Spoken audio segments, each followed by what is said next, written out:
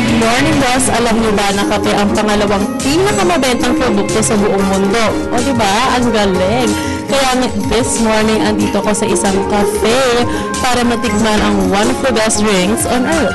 Ano-ano po bang sinuserve niyo dito sa inyong cafe? Ang sinuserve namin is yung hot and cold coffee products or beverages and some pastas and pastries. Totoo po ba na ang inyong mga kape galing pa pong Italia? Tama yun, Carla. I-import mula sa Italia para matikman naman po ng ating mga kababayan na meron ding panlasang imported. So mga boss o mga estudyante na mahilig mag-aral sa mga cafe, dito na kayo dahil imported ang coffee beans nila and affordable pa. So ano naman po ba itong coffee culture na gusto nyo i-promote dito sa ating bansa? Gusto kong magkaroon ng coffee culture ng mga Pilipino na tangkilikin ang ating local product at kailangan din marasahan at malaman din ng mga Pilipinong nangiinom ng kape kung ano yung lasa ng tunay na kape. Ano po ba ang best coffee? Ito po yung masarap inumin, dire-diretso, suwabe, walang hindi mapakla, hindi mapait. Ito po yung sinasabi natin yung aroma at saka yung krema niya is marami.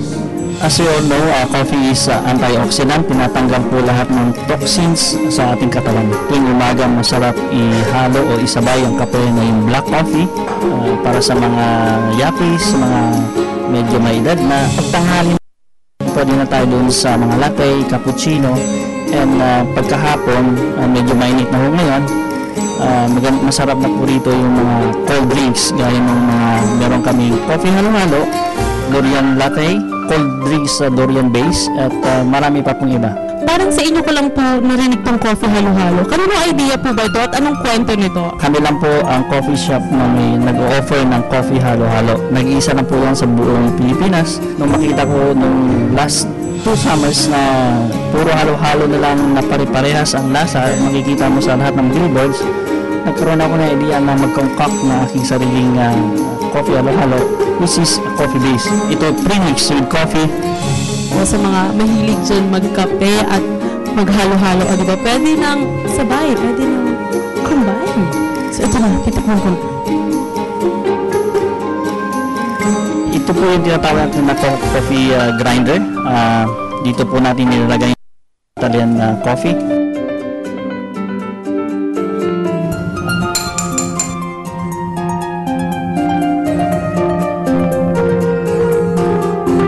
Now the crema or the espresso, extracted espresso.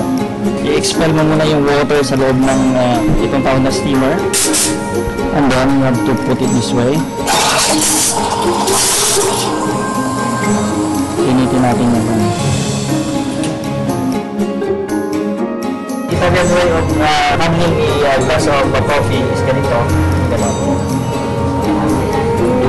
O ayan na, ito na yung ginawa kong latte. O diba, napakadali. At pwede na akong mag-replace ng kanilang mga barista at ako na.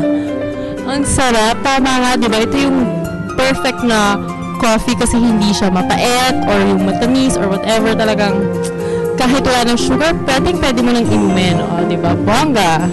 In order to better good taste of coffee, every paggawa ng latte o pag-fruit ng milk is dapat hinugasan mo ang pitcher.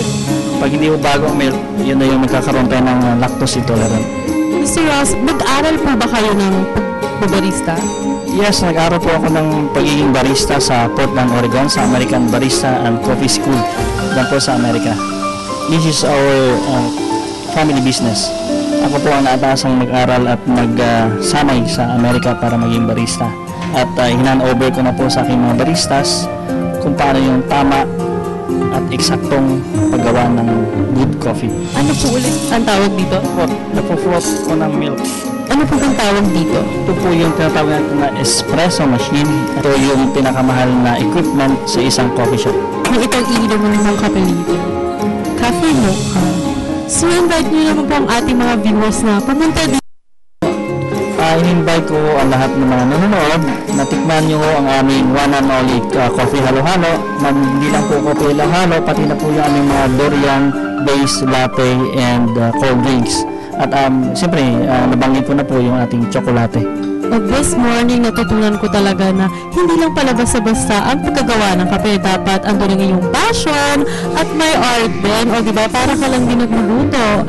At ako po ulit si Carla Padera for One Life. Sige na, iinom pa ako ng kape. Bye!